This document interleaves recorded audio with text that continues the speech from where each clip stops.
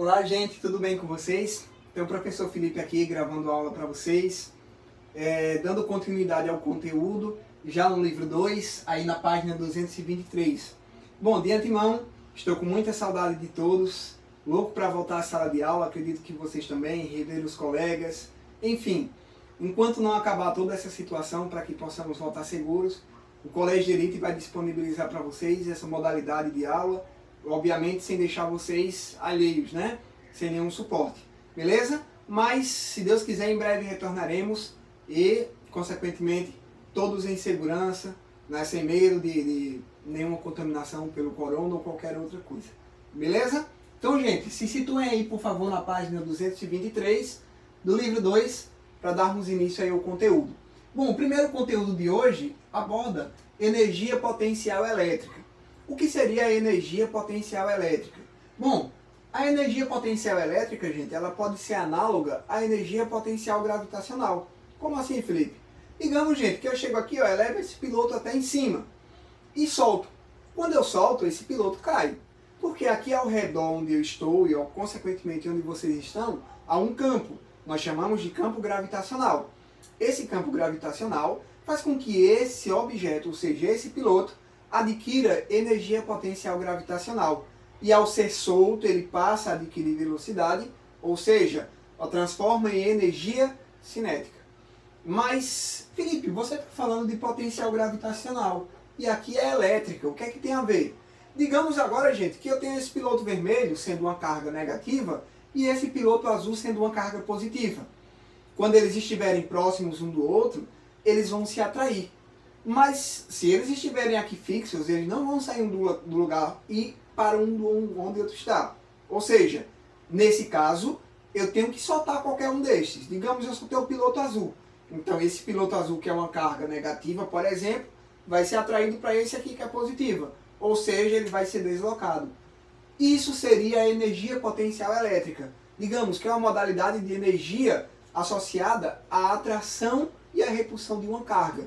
Certo? Ou seja, a energia em um par de cargas, ou seja, seriam mesmos sinais ou sinais contrários, que consequentemente tem ou surge quando uma destas gera um campo elétrico. Beleza? Então vamos lá. Como é que eu defino essa equação para calcular a energia? Ela é a constante eletrostática multiplicado pela carga Q, digamos essa carga Q maior daqui, vezes a carga Q menor, dividido pela distância. Felipe, se as duas cargas fossem iguais, nenhum problema. Haveria também energia potencial elétrica. Ou seja, independente, gente, dos sinais, independente das cargas, haverá sim sempre uma energia potencial elétrica. Certo? Vai depender do meio, da constante, como mostra aqui. Tranquilo? Então coloca aí, ó, rapidinho. Essas duas grandezas aqui, ó, são as cargas. Opa, vou colocar isso aqui, é melhor. Cargas, que é dada em coulombs. Aqui vem a distância, em metros. Aqui vem a constante,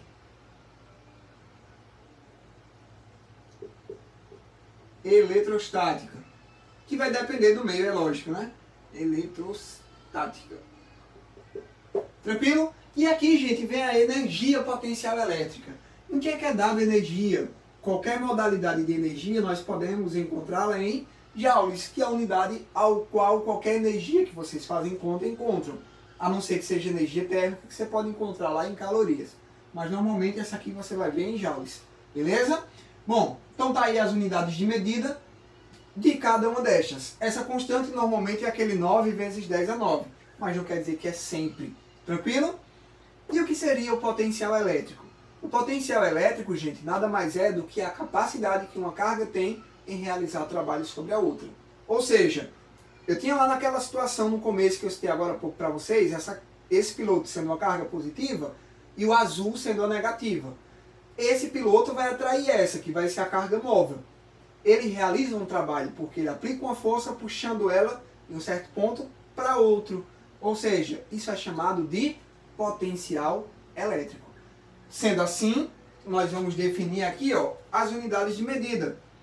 Esse Q maiúsculo, gente, nós vamos chamar agora também de carga, só que obviamente de carga fonte, porque essa é a carga que vai gerar o potencial, beleza? E vai atrair uma outra que esteja ao redor. Aqui vocês vão ter a distância, que é em metros.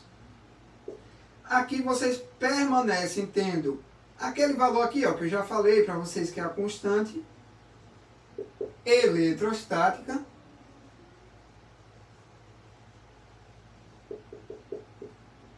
E aqui, galera, o V, vocês vão ter o potencial elétrico, que é dado em volts, ou volt no caso, né? Se for 1, representado aí pela letra V também, beleza? Então, vamos lá recapitular. Potencial elétrico é a capacidade que uma carga tem em realizar trabalho, ou seja, em atrair ou repelir uma outra carga. No caso, obtém-se como V igual a K vezes a carga Q dividido pela distância, onde Q é a carga fonte, K é a constante, D é a distância em metros e V é o potencial elétrico dado em volts. Galera, se vocês não notaram, antigamente, ou digamos, nos assuntos anteriores, nós estudávamos força e campo, que são equações parecidas com essas, com D ao quadrado e V ao quadrado. Felipe, você não esqueceu aí não nessa equação? Não esqueci, gente. Esse D não é elevado ao quadrado, só quando for campo elétrico e força elétrica. Outra coisa, Felipe, você não esqueceu o módulo dessas cargas, não? Também não. Energia e potencial são grandezas escalares. Ou seja, vocês poderão encontrar, gente, essa grandeza tanto positiva quanto negativa. Vai ser positiva se a carga for positiva, vai ser negativa se uma das cargas forem negativas. Beleza? Então, tá aí a explicação para essas duas equações e de onde surge energia e potencial elétrico. Agora nós vamos aqui para o gráfico do potencial elétrico. Percebam que há dois tipos de gráfico. O primeiro com a concavidade voltada para cima e representado no primeiro quadrante, que serve para cargas maiores que zero. Ou seja, o V também aqui é maior que zero. E o segundo aqui, ó, vocês vão ter um gráfico com a carga menor que zero no quarto quadrante e o V também é menor que zero.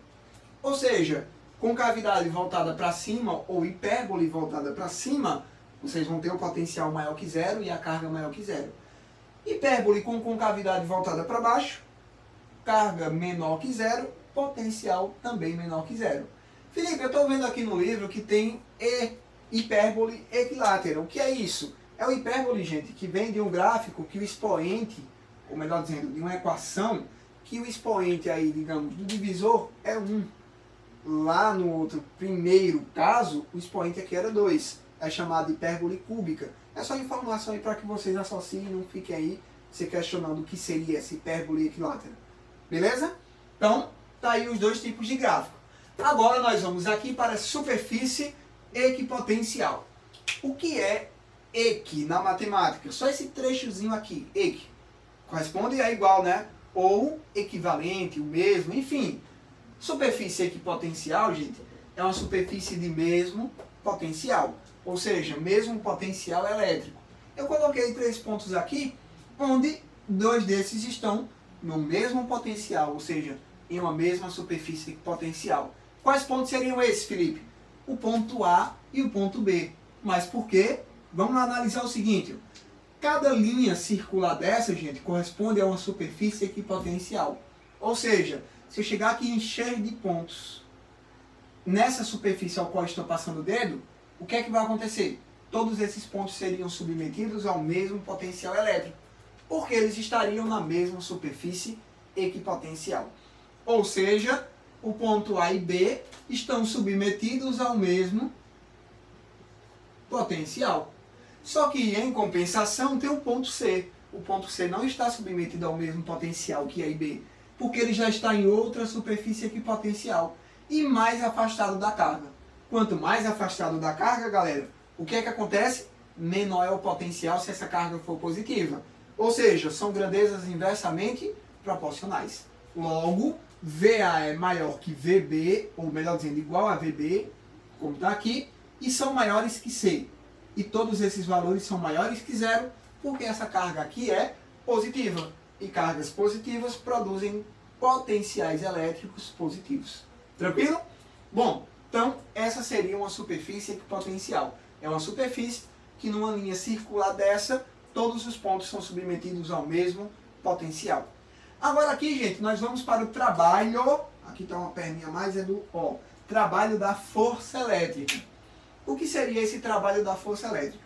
Então, como nós falamos, o potencial elétrico é a capacidade em realizar trabalho. Ou seja, eu posso tirar uma carga de um ponto para outro através da força elétrica. E como aconteceria isso? Digamos, galera, que eu tenho aqui ó, uma placa positiva de um lado e uma placa negativa do outro. E nessa placa eu tenho um próton mais aqui para a esquerda. Esse próton está sendo segurado. O que é que acontece com cargas de mesmo sinal? Elas se repelem. Já que elas se repelem, gente, no caso, esse próton vai ser repelido para essa placa daqui, ó, que no caso atrai esse próton. Ou seja, esses elétrons atraem esse próton e o próprio próton vai repelir o outro. Ou seja, esse próton vai sofrer uma força elétrica que consequentemente é transformada em trabalho. Só que tem um detalhe. Vamos supor que o potencial dessa placa fosse 2 volts, já que tem 3 prótons. Aqui, já que tem 3 elétrons, vai ser menos 2 volts. O que é que acontece aqui, gente? Esses potenciais em número ou em módulo são teoricamente iguais. Só que daqui para cá esses potenciais não são diferentes? São. E o que é que acontece? Haverá uma chamada diferença de potencial. O que é essa diferença de potencial? Que é dada em volts, ou chamada de DDP. Bom, gente, a DDP nada mais é do que justamente o que faz uma carga sair de um ponto e ir para outro. É como pegar, por exemplo, uma pedra, colocar, ou uma esfera, melhor dizendo, colocar lá em uma certa altura e soltar. Quando você solta, ela cai, porque é uma diferença de nível. Quando você pega esse próton e coloca ele aqui próximo a esse próprio próton, ou a essa carga carregada com prótons, ele vai de forma espontânea para cá. Por quê? Porque aqui há uma diferença de potencial. Ou seja, eu tenho cargas de um lado de mesmo sinal que repelem esse próprio, no caso próton, para a placa carregada com sinal negativo, ou seja, elétrons, de forma em que esta vai atrair. Beleza? Aí esse trabalho é calculado como? Ele é a multiplicação entre a carga, que é dada em coulombs, pela diferença de potencial. Aí aqui eu encontro o trabalho, que é dado em joules. Tranquilo, gente? Então, essas seriam as equações ou as partes a serem trabalhadas inicialmente. E aí vamos fazer algumas questões aqui rapidinho. Vão aí já para a página... Vamos situar aqui. Segura só um instante, deixa eu apagar aqui, galera, que eu já ponho a página para vocês. E já faço o exercício.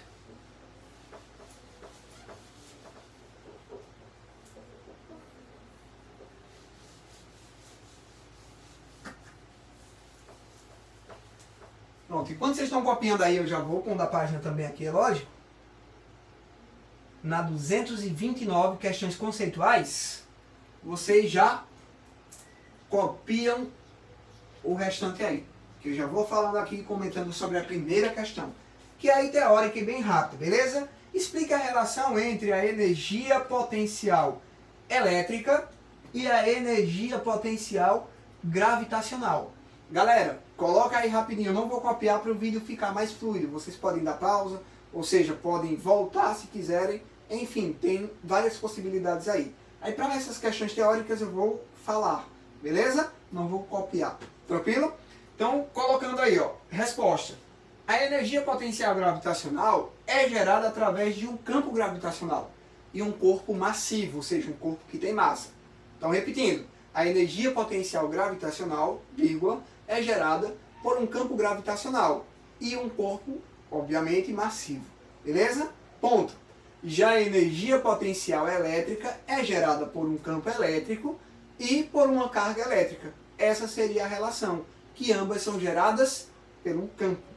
Então, depois do ponto, Já a energia potencial elétrica é gerada por um campo elétrico e uma carga. Qual é a relação entre as duas? Aí, continuação. A relação é que ambas as energias são geradas por um campo. Agora, como eu já citei anteriormente, uma é gerada por um campo elétrico e outra por um campo gravitacional. Beleza? Então, no caso, após o ponto da energia potencial elétrica e carga, vocês vão colocar a relação entre elas é que ambas são geradas por um campo, no caso, ou gravitacional ou elétrico. Tranquilo?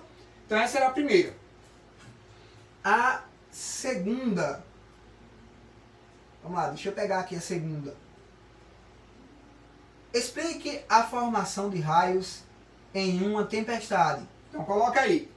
Quando você tem um raio, gente, você vai ter lá uma nuvem. Deixa eu fazer aqui o desenho rapidinho. Então, ó, eu vou ter uma nuvem, digamos, lá com elétrons em excesso. E vou ter aqui o solo. O que é que vai acontecer? A nuvem, obviamente, vai ter lá cargas em excesso. E pelo processo de indução, elas vão repelir os próprios elétrons daqui e abaixo dela vai ficar só cargas positivas. Lembre-se que eu não posso retirar cargas positivas de um corpo. Eu vou retirar o quê? Elétrons. Isso aqui seria como acontece todo o processo simplificado. Beleza? Bem rápido.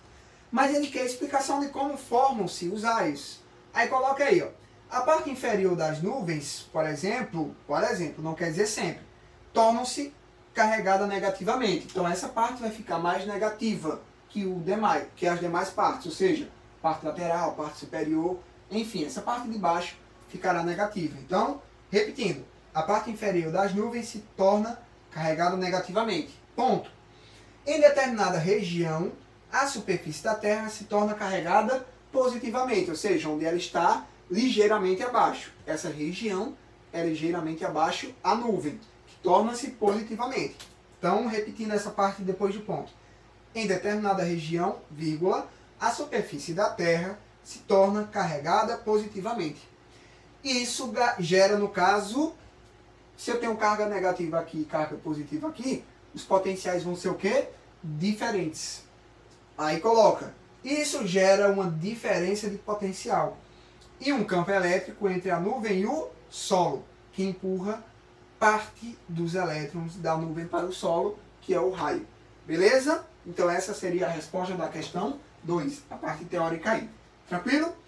Questão 3. Vamos lá para ela. Deixa eu pôr aqui que saiu da página, gente, rapidinho. Questão 3 fala: ao colocarmos duas cargas, então vamos lá, Q1 igual a 5 microcoulombs, Q2 igual a 2 microcoulombs, a uma distância de 30 centímetros, realizamos trabalho. Determine a energia potencial eletrostática em joules desse sistema de cargas pontuais. Então a distância aqui é 30 e o K é o 9 vezes 10 a 9, como costumamos usar. Só fazendo duas considerações. Eu tenho que transformar essas cargas e a distância, já que a carga requer a unidade de medida em coulomb, coulomb também, e aqui em metros. Então nesse caso, gente, eu tiro um micro e acrescento 10 a menos 6. Aqui também, vou retirar o micro e colocar 10 a menos 6. E aqui a distância, eu posso dividir por 100 e deixar 0,03, ou deixo 3 vezes 10 a menos 1 metro. Felipe, eu quero usar o 30 dividido por 100, posso? Pode, sem nenhum problema. Tranquilo? Então bora lá, calcular a energia potencial elétrica, que é o K, o 9 vezes 10 a 9, tem lá a equação já dada no começo, estava nessa parte aqui, vezes o Q1, 5 vezes 10 a menos 6, vezes 2 vezes 10 a menos 6, sobre 3 vezes 10 a menos 1. Agora é só fazer conta, galera. Bora lá, vou fazer primeiro essa parte de cima e depois a gente resolve com a parte de baixo aqui. Beleza? Então bora lá. Eu vou ter aqui no caso o 9 vezes o 5 vezes o 2, que vai dar 90. 9 vezes 5, 45. Vezes 2, 90. Repetimos a base 10 e somamos os expoentes. 9 mais menos 6, 3. 3 menos 6, menos 3. Isso aqui dividido por quanto? Por 3 vezes 10 elevado a menos 1. 30 dividido por 3 dá 30. Desculpa, gente. 90 dividido por 3 dá 30. Repetimos a base 10 e passamos esse menos 1 lá para cima com o sinal positivo. Vai ficar menos 3 mais 1, que dá menos 2. Isso aqui em joules. Olhando aí no gabarito, vocês não vão ter a resposta assim. Mas vocês têm ela como 3 vezes 10 elevado a menos 1. Isso aqui em joules. Beleza? Então coloca aí o gabarito, que é letra C. Tranquilo? Então bora lá. Letra não. Quarta questão. Discuta a relação entre o conceito de diferença de potencial e o funcionamento de um aparelho elétrico. Olha só, gente, o que é que vai acontecer? Para que um equipamento elétrico funcione, como uma lâmpada, por exemplo, é necessário que elétrons fluam através deste, ou seja, da seção de um condutor, e esses elétrons circulem, certo? E o que é que a diferença de potencial elétrico tem a ver com isso? Vou colocar aqui rapidinho, é só uma explicação teórica que vai ajudar. E aí, no caso, na tomada de vocês têm esse modelo convencional, 3 furos. Esse furo aqui, gente, é o de proteção. Ele não tem função nenhuma de conduzir eletricidade para o funcionamento do equipamento. Nas nossas tomadas, nós temos 220 volts. Então, nas nossas tomadas residenciais, temos 220. Um pino desse vai ter 0 volt e outro pino vai ter quanto? 220 volts. Ou seja, aqui há o que, gente? Entre esses dois pontos, uma DDP. Então, vamos lá colocar a resposta. A DDP para que serve? Para que os elétrons possam fluir na seção do condutor, é necessário uma diferença de potencial. Então, a primeira parte, para que os elétrons possam fluir na seção reta de um condutor, é necessário uma diferença de potencial. Ponto. Através disso surgirá uma força elétrica, gerada pelo campo elétrico, que surgirá nas extremidades do aparelho. Ou seja, o aparelho vai ter lá um potencial, por exemplo, 0 e outro 220. Surge um campo elétrico aí e uma força elétrica, que é responsável por empurrar os elétrons e estes fazerem funcionar o equipamento. Beleza? Então essa seria a resposta da quarta questão. Vamos aí para a quinta. Compare o caráter vetorial entre o campo elétrico e o potencial elétrico. Então deixa eu pegar aqui a quinta questão. Rapidinho aqui, beleza, gente? Pronto. Então, ó, o campo elétrico é uma grandeza vetorial. Possui módulo, direção e sentido. Já anota aí, essa é a resposta. O campo elétrico é uma grandeza vetorial, vírgula, possui módulo, direção e sentido. Já o potencial elétrico é uma grandeza vetorial, escalar. Ou seja, possui apenas o módulo. Então, recapitulando, depois do ponto aí, o potencial elétrico é uma grandeza escalar. Portanto, possui apenas módulo. A manipulação matemática de grandezas escalares é mais simples do que de grandezas vetoriais. Então, coloca essa resposta aí da quinta. Então, galera, terminamos aí os conceituais. Então, vocês ficam aí agora responsáveis pelos exercícios contextualizados da própria página, né, da 226, que já começa aí. Beleza? Então, ansioso aí para retornarmos às nossas atividades presenciais. Enquanto não, vamos aqui nos virando, né, com as videoaulas. Mas, se Deus quiser, logo retornaremos. Um beijo, um abraço, até a próxima. Valeu, galera!